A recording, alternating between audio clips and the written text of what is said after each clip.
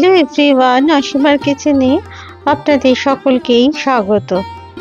কালকে সরস্বতী পুজো আর তার পরের দিন আমাদের গোটা সেদ্ধ বা শীতল ষষ্ঠীর দিন, তাই আজকে আমি নিয়ে এসেছি এই গোটা সেদ্ধর রেসিপি নিয়ে। এটা আমি আজকে বানিয়ে দেখাবো আমার শাশুড়ি মা যেভাবে বানাতেন ঠিক সেই রেসিপি। আমি এখানে প্রথমে নিয়ে নিয়েছি 1 কাপ মতো কলাইয়ের ডাল। এটা একদম গোটা কলাইয়ের ডাল। সেটাকে প্রথমে ভিজিয়ে নিলাম। ভিজিয়ে নিয়ে আমি এটা রেখে দিলাম 4 থেকে 5 ঘন্টা, কারণ কলাইয়ের ডাল ভিজতে একটু সময় লাগে। আর আমি এখানে কিছু সবজি নিয়ে নিয়েছি 6 রকমের, যেটা আমি গোটা সেদ্ধর মধ্যে দেব। প্রত্যেকটা সবজি কিন্তু আমি আগে থেকে ধুয়ে পরিষ্কার করে নিয়ে নিয়েছি। আর নিয়ে নিয়েছি 1 আঁটি শীষ পালং। এখানে আমি নিয়ে নিয়েছি গোটা বেগুন, গোটা আলু, গোটা মটরশুঁটি যেটা বোটা শুদ্ধ, আর নিয়ে নিয়েছি মিষ্টি আলু আর গোটা শিম, সেটাও কিন্তু বোটা শুদ্ধ। আর প্রত্যেকটা সবজি কিন্তু একদম ধুয়ে পরিষ্কার করা, আর কোনোটাতেই কিন্তু কাটা বা কোনো চেরা অংশ নেই। আর নিয়েছি আমি 4টে কুল। এবার দেখুন 4 ঘন্টা বাদে আমি ফিরে এসেছি। ডালটা আমার ভিজে গেছে, জলটাকে ঝরিয়ে আমি নিয়ে নিয়েছি ডালটাকে। এরপর গ্যাসেতে একটা হাঁড়ি বসিয়ে দিয়ে জলটাকে গরম হওয়ার জন্য আমি রেখে দিলাম। এখানে 750 মিলিলিটার মতো জল আছে।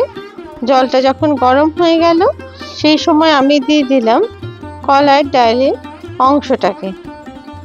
তারপরে যখন এটা ফুটতে শুরু করলো, এর মধ্যে আমি দিয়ে দিলাম মিষ্টি আলু আর ছোট আলুগুলোকে।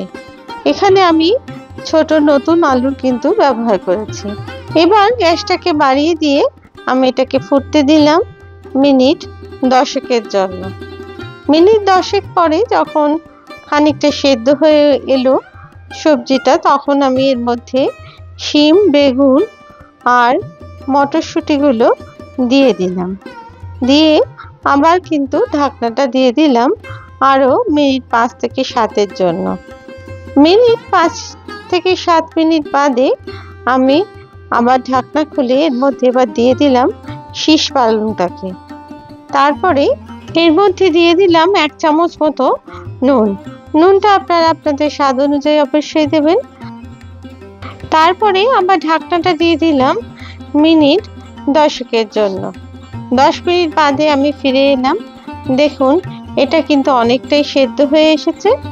এরপর একটু হাতা দিয়ে আমি এটাকে আর একটুখানি জলের মধ্যে চুবিয়ে দিলাম। তারপরে আবার ঢাকনাটা দিয়ে দিলাম। অনেকেই এখানে কাঁচা লঙ্কা বা সর্ষের তেলেরও ব্যবহার করে, সেটা আপনারা অবশ্যই দিতে পারেন আপনাদের স্বাদ অনুসারে। তবে আমি আজকে এগুলোর কিন্তু ব্যবহার করিনি, শুধুমাত্র নুনের ব্যবহার করেছি। এবার আমি দিয়ে দিলাম 4টে কুল। এই শীতল ষষ্ঠী গ্রামীণ বাংলার হিন্দু ঘরের মহিলারা সন্তানদের মঙ্গল কামনায় এই ব্রতকথা করেন। আর সরস্বতী পুজোর পরের দিন শুক্লা ষষ্ঠী তিথিতে এই ষষ্ঠী দেবীর পূজা করা হয় এবং সেটাকেই ব্রত হিসেবে পালন করা হয়। আর সেই উপলক্ষেই বাঙালিরা গোটা সবজি সেদ্ধ করে খান। আর সরস্বতী পুজোর পরের দিন অনেকে বাড়িতে রান্না করেন না, তার জন্য আগের দিন এই গোটা সেদ্ধ ঠান্ডা করেই কিন্তু পরের দিন এটা খাওয়া হয়। গোটা সেদ্ধ তৈরি হয়ে যাওয়ার পরে 10 মিনিট এটা হাঁড়িতে রেখে তারপরে আমি এটা পরিবেশন করলাম একটা বাটির মধ্যে। আপনারা এই পুরো অংশটাই কিন্তু তৈরি করে নিতে পারেন প্রেসার কুকারে। সেটাতেও মাত্র 2টো সিটি দিলে কিন্তু পুরো সবজি সেদ্ধ হয়ে যাবে। তবে আমি আজকে যেহেতু হাঁড়িতে করেছি, তাই কিন্তু একটু সময় লেগেছে। আজ আমার এই রেসিপি আপনাদের কেমন লাগলো প্লিজ তা জানাবেন। আর আমার রেসিপি যদি আপনাদের ভালো লেগে থাকে তাহলে প্লিজ লাইক, শেয়ার আর কমেন্টস করতে ভুলবেন না। আর আপনারা যদি আমার চ্যানেলের নতুন বন্ধু হয়ে থাকেন তাহলে প্লিজ আমার চ্যানেলটিকে সাবস্ক্রাইব করে দেবেন আর পাশে থাকা বেল আইকনটিকে প্লিজ প্রেস করে দেবেন, যাতে করে নতুন রেসিপি দিলে সহজেই তা আপনাদের কাছে অতি সহজেই তা পৌঁছে যায়। আবার নতুন রেসিপি নিয়ে আপনাদের কাছে হাজির হব। সবাই ভালো থাকবেন। ধন্যবাদ।